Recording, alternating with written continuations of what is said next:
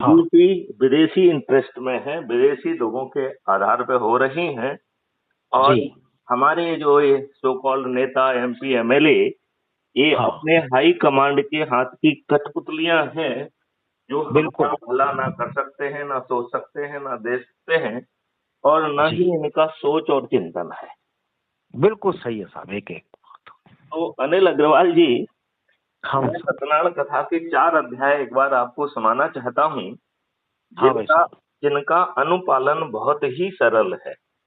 मैंने फूल और आखा हाथ में ले लिया साहब। अच्छा, बहुत अच्छा। तो सबसे पहले इसके हम्म, लिए एक संकल्प लेना है कि हमें अच्छा भारत चाहिए, और जो बहुत व्यक्ति जरूरी। संकल्प ना ले, या जिसको अच्छा भारत ना चाहिए हो, हाँ। उससे बातचीत नहीं करना है। नहीं, वो क्योंकि किसी उससे मतलब का यदि नहीं। उससे यदि हम बातचीत करेंगे, तो हम्म, हमारी ऊर्जा का ह्रास होगा, हमारी हाँ ऊर्जा का अपव्यय होगा, हाँ। और हम कहीं नहीं पहुंचेंगे। तो ऐसे जी दुष्ट लोग, जो आज की दुष्ट व्यवस्था में कुछ पैसे बना के, कुछ किसी के एमएलए प्रतिनिधि बन के, विधायक प्रतिनिधि बन के थोड़ा बहुत उन्होंने कुछ कमा लिया है, और वो इसी दुष्ट व्यवस्था में दुष्टता करके खुश हैं, ये सारी बातें मैं रात दिन सोचता रहता हूँ। ऐसे लोगों को हमें शुरू में नजरअंदाज करना है। क्योंकि ठीक। ये आपको हतोत्साहित करेंगे, ये जी। ये कहेंगे कि ये तो हो ही नहीं सकता है। मैं हाँ मैं ये कह रहा हूँ कि आम जनता केवल एक संकल्प ले ले कि हमें अच्छा भारत चाहिए, और जी मैं 4 सरल उपाय बता रहा हूँ कि जी हमें 100 करोड़ होने से कोई नहीं रोक सकता है। जी। फिर ये राजनेता हमारी बात सुनने के लिए विवश मजबूर हो होंगे। जाए। हाँ, और हमें इनके पास नहीं जाना होगा, ये नहीं, हमारे पास आए। ये रहेंगे ही नहीं, दूसरे बदल जाएंगे, अपने 100 करोड़ में से 100 जने पैदा हो जाएंगे नए। देखिए, इसमें हमारी सोच ये है कि ये हमारे चुने हुए हैं, तो इन्हें भी हम्म, हमारी बात सुनना चाहिए। बिल्कुल राइट। क्योंकि देखो, बिल्कुल। हम जब यदि ये सुन लेते हैं, तो हम परिवर्तन का शुरुआत अभी 2024 से ही कर पाएंगे। जी बहुत बढ़िया। अन्यथा अन्यथा हमें 2029 तक वेट करना पड़ेगा। जी तो, हुक्म।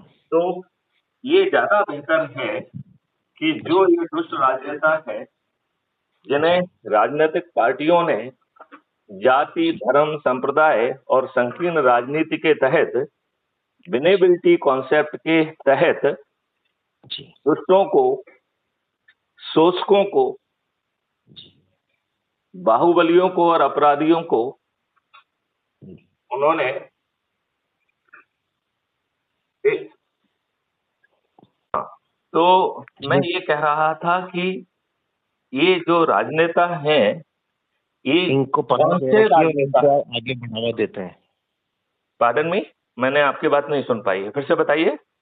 इन आपने कहा इन गुंडों को, बाहुबलियों को पनाह देते हैं और आगे बढ़ावा देते हैं। नहीं, मेरा तो ये कहना है, ये चुनते आजकल उन्हीं को है।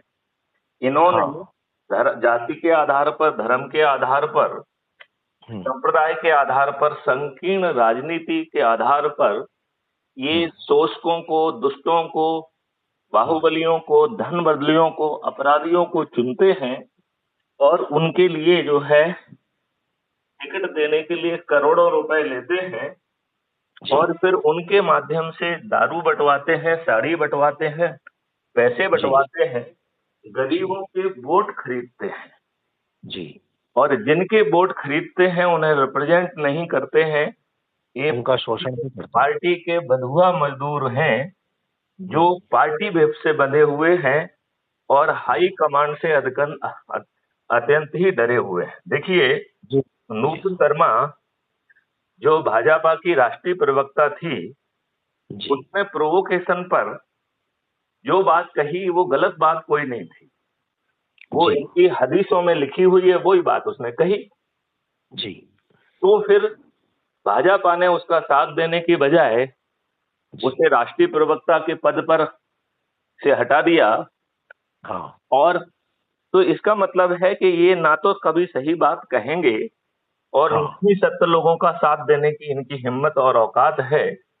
ये जी। हमेशा अपने राजनीतिक लाभ को सोचते रहेंगे और उसी के लिए vote bank, vote vote vote vote, वो आपको अच्छा भारत नहीं दें।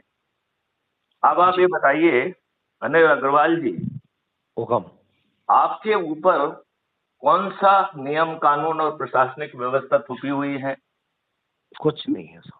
जो अंग्रेजों ने भारतीय गुलामों के लिए बनाई थी, जी वही है। जिसमें अंग्रेज लॉर्ड थे। आज उन अंग्रेजों की जगह हम IAS IPS आ गए हैं हाँ, ये नेता आ गए। और नेता आ गए हैं, और ये IAS IPS और प्रशासनिक व्यवस्था